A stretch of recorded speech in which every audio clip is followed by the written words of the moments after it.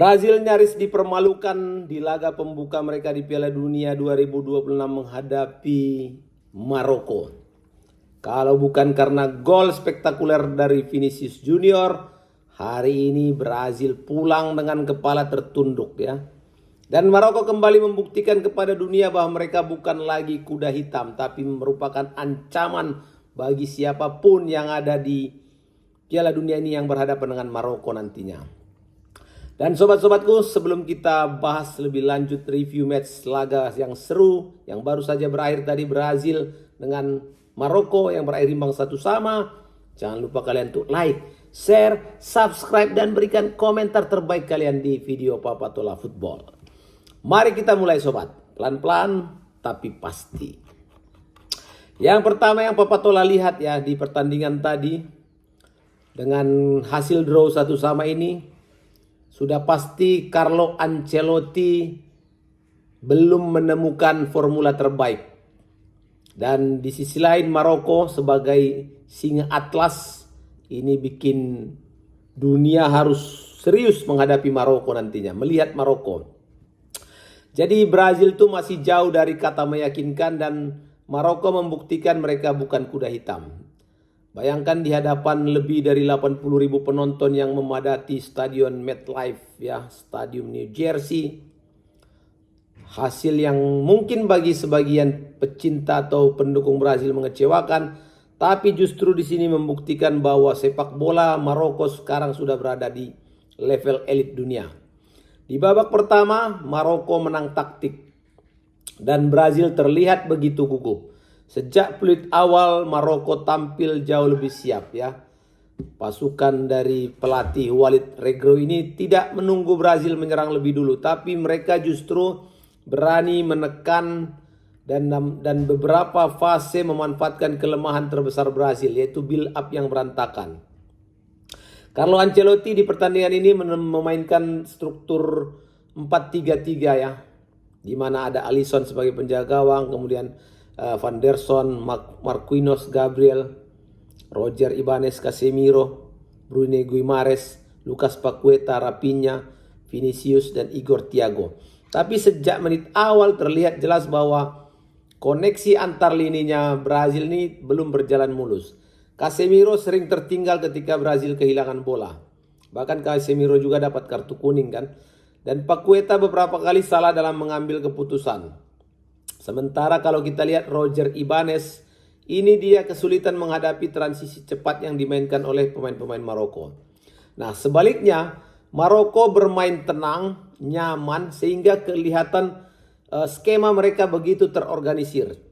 Hakimi di bek kanan, kemudian juga Mazraoui itu aktif sekali untuk membantu serangan ya. Dan ini membuat Brahim Diaz bebas bergerak di ruang antar lini. Dan juga Bilal Elkhonos dan Onahi terus menciptakan overload di tengah. Efeknya ini membuat Maroko menguasai lebih dari 70% penguasaan bola di fase-fase awal pertandingan. Dan terbukti memang kemudian di menit 21 Maroko menciptakan gol pembuka.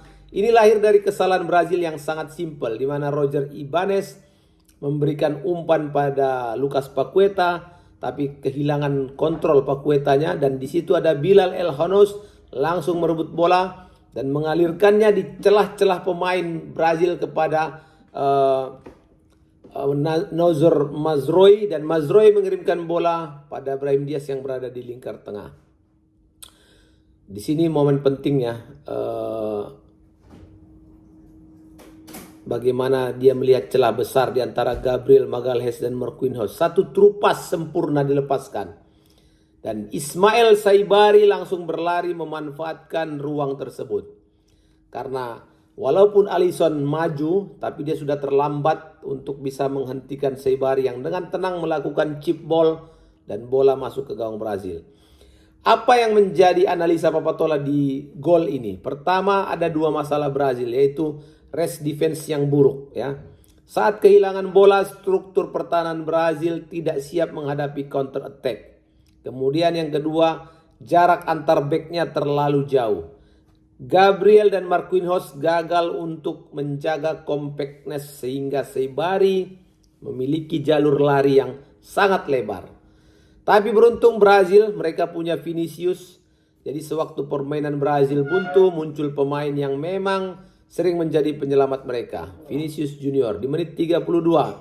Brazil membangun serangan dari sisi kiri, di mana Bruno Guimarães melakukan kombinasi cepat dengan Vinicius. Dan tentu saja Vinicius dengan gerakan khasnya ya, masuk ke dalam dari sisi kiri, mencari ruang tembak, lalu melepaskan tendangan melengkung kaki kanan. Dan ini mengarah ke pojok atas gawang. Ya itu sudah sudah tidak mungkin lagi Bono yang sudah terbang maksimal sudah itu. Tapi memang kualitas tendangan Vinicius yang terlalu sempurna. Jadi gol ini murni lahir dari aksi dan kualitas individu. Bukan hasil kombinasi kolektif yang matang. Nah justru itulah masalah Brazil sepanjang pertandingan. Mereka ketergantungan ini dengan kemampuan magisnya para pemain mereka.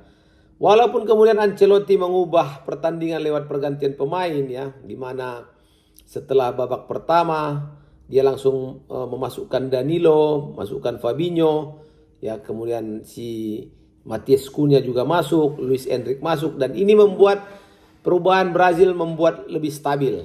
Fabinho memberi perlindungan lebih baik di depan bek tengah.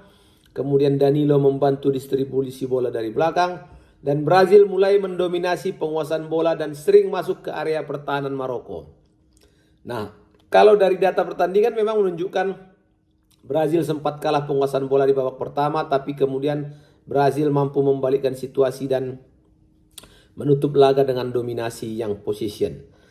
Kalau melihat permainan Maroko ya, low block Maroko sulit ditembus. Ini bagian paling menarik dari analisa taktikal kita di video ini. Jadi setelah unggul, Maroko ini kan mengubah pendekatan. Karena setelah mereka unggul kemudian disamakan Brazil, Maroko mulai bermain dengan blok pertahanan rendah 5 sampai 6 pemain. Itu selalu berada di sekitar area kotak penalti. Jadi jarak antar lininya sangat rapat. Ini membuat Brazil harus terpaksa mengalirkan bola dari sisi kiri atau dari sisi kanan tanpa menemukan celah di mana kira-kira mereka bisa menerobos low block Maroko ini. Tapi memang banyak cross yang dilakukan oleh Brazil. Tapi Gabriel, Agüero dan lini belakang Maroko tampil disiplin. Jadi walaupun sempat ada peluang dari Rafinha, Bruno Guimarães, Vinicius ya, tapi semuanya gagal untuk menjadi gol kemenangan bagi Brazil. Dan pemain-pemain kunci yang menurut Papatola tetap menjadi nyawa dari Brazil di pertandingan ini ada pada Vinicius Junior, ada pada Bruno Guimarães dan juga Fabinho. Sementara di Maroko, Ismail Saibari sebagai gol pembuka ini memang menjadi ancaman utama bagi Brazil karena beberapa kali dia berhasil masuk ya menerobos daerah pertahanan Brazil. Ada juga Brahim Diaz, ini menjadi otak serangan Maroko. Dan tentunya Achraf Hakimi kemampuannya menjadi mesin serangan sekaligus mengorganisir pertahanan. Ini sangat aktif membantu serangan dari sisi kanan tapi sangat disiplin juga saat bertahan. Dan tentu saja satu lagi pemain kunci Maroko adalah penjaga gawang Yassine Bono. Kalau melihat kekuatan dan kelemahan Brazil, ya kita tahu bahwa individu-individu Brazil sangat baik sekali. Kemudian juga tadi respon Ancelotti melalui pergantian pemain sangat tepat. Dan mentalitas mereka tetap terjaga saat tertinggal. Tapi kekurangannya build up-nya belum rapi, transisinya rentan. Dan terlalu ketergantungan dengan Vinicius. Sepertinya masih ada nih pemain-pemain yang belum chemistry nih di antar lini ya. Antar lini di tengah, lini depan, lini belakang. Dan juga kurangnya kreativitas Brazil di final third. Ini yang menjadi kelemahan Brazil. Sementara kekuatan Maroko ada pada organisasi pertahanan mereka. Sudah kelas dunia. Counter attack-nya sangat berbahaya, langsung jadi gol. Disiplin taktikal luar biasa. Dan kolektivitas. Ya mereka bermain sebagai tim. Bukan sebagai individual. Secara kesimpulan memang hasil imbang ini menguntungkan Maroko ya. Tapi memang secara permainan mereka layak memang mendapatkan hasil draw. Dan bagi Brazil ini jelas tantangan yang harus segera dibenahi. PR-nya banyak sekali ini. Dan tentu saja kehadiran Vinicius masih sangat dibutuhkan Brazil untuk menyelamatkan Brazil dari kekalahan.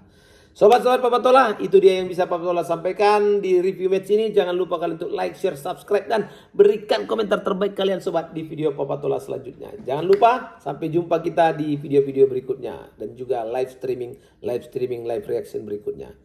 Assalamualaikum warahmatullahi wabarakatuh.